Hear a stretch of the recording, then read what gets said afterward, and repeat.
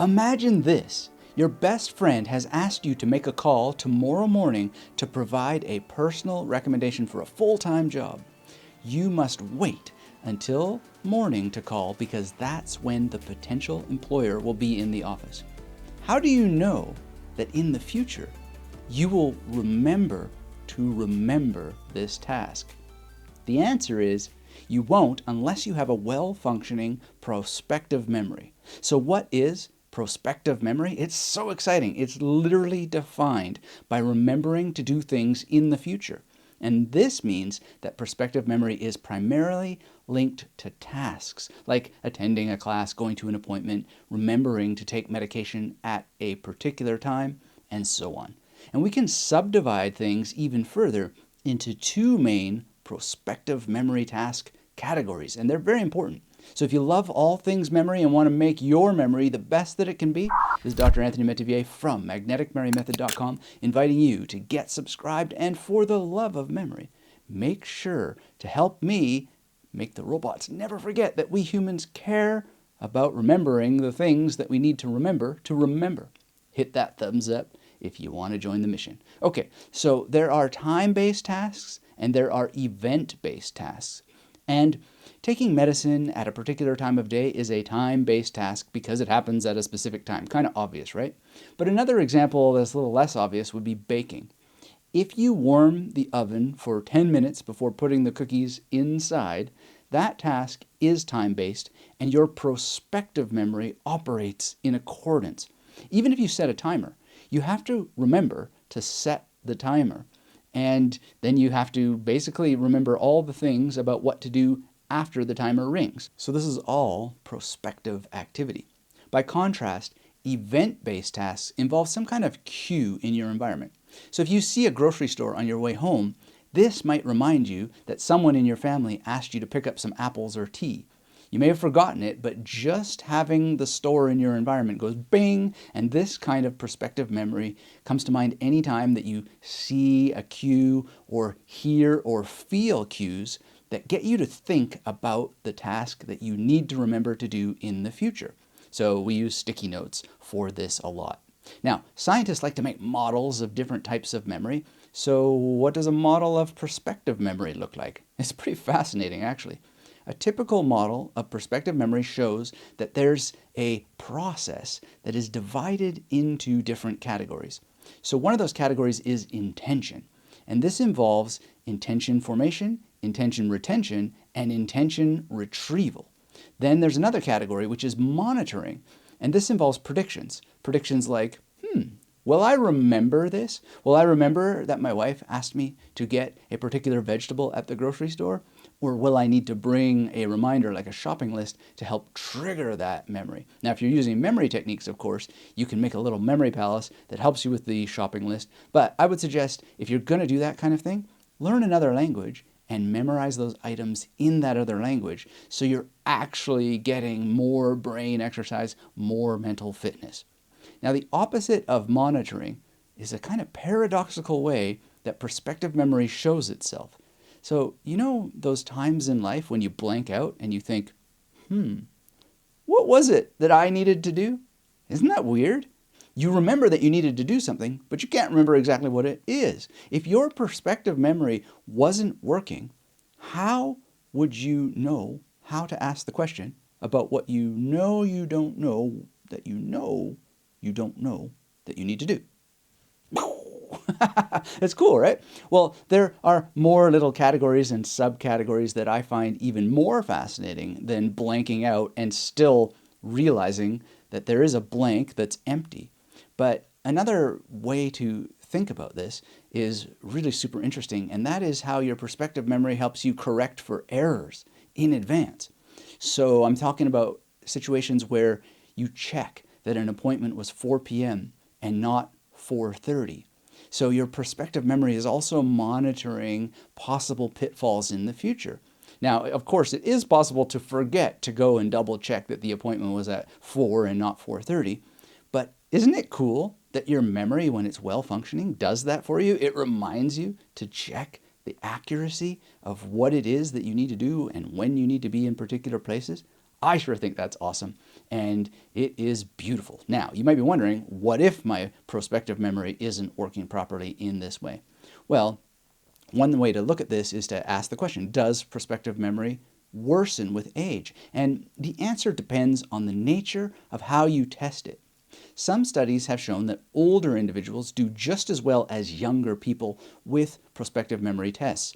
And other tests will show that there can be issues when you're older, especially in cases where Alzheimer's is present.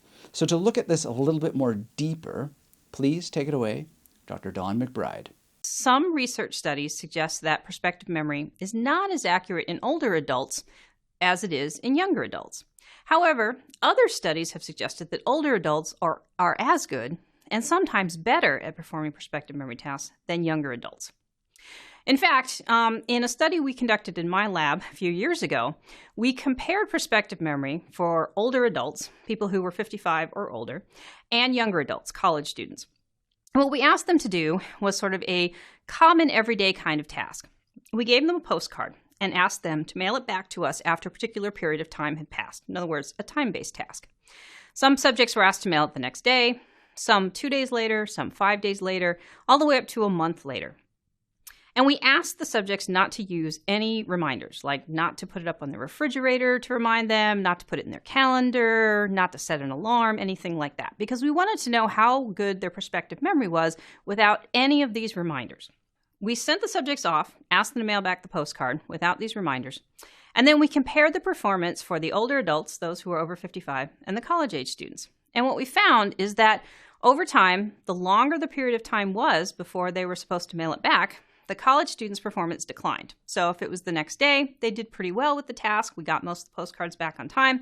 But if it was a month later, we got very few of the postcards back for the college students. The older adults, however, did really well at this task. They, in fact, almost all of them sent the postcard back on time, even if it was a month later. However, what we found is that even though we asked them not to use external reminders, the older adults did in fact tend to use external reminders based on a questionnaire that we sent to them after the study had ended. So in this particular study, we showed that older adults do actually perform prospective memory tasks very well, but they rely a lot on external reminders to do those prospective memory tasks. Thank you, Dr. McBride. Now, of course, the big question is, can you improve your prospective memory? Can you actually take action and do something about it right now, even to the point of preserving it in the future? And the answer is yes. Now, there are things you can do that improve your memory holistically, of course, learning a language, using memory techniques to help you learn a language, and just generally getting lots and lots of neurological exercise, sometimes called neurobics. And specifically, when it comes to prospective memory, you can improve by thinking about and working on what scientists call implementation intentions. As Annalisa Cohen and Jason L. Hicks point out in their book, Prospective Memory, Remembering to Remember, Remembering to Forget, implementation intentions can create a habit-like behavior. Now, you probably already do some things like this, but you can ratchet down, make it much tighter. So what are you probably doing? Well, you're making the intention. Tomorrow, I am going to read a book, or tomorrow, I'm going to sign up for a class. That is an intention formation. But what they suggest is that you create plans with an if this, then that structure, broken into two distinct phases, especially if you're struggling with your prospective memory. So you split it out. You focus on your planning phase, and you focus on your execution phase independently. So basically, what you want to do is add clarity to what you need to do and strengthen the link between perception and action. So when you perceive that you have to do something, instead of writing cryptic notes to yourself like 4 p.m., you want to include as much information as you can. I'm talking about specific names, dates, locations, and the purpose of the reminder. I've not paid attention to this before in my past as well, and I look in my memory journal and my appointment calendar, and it just says 4 p.m., and it's like, well, what was that?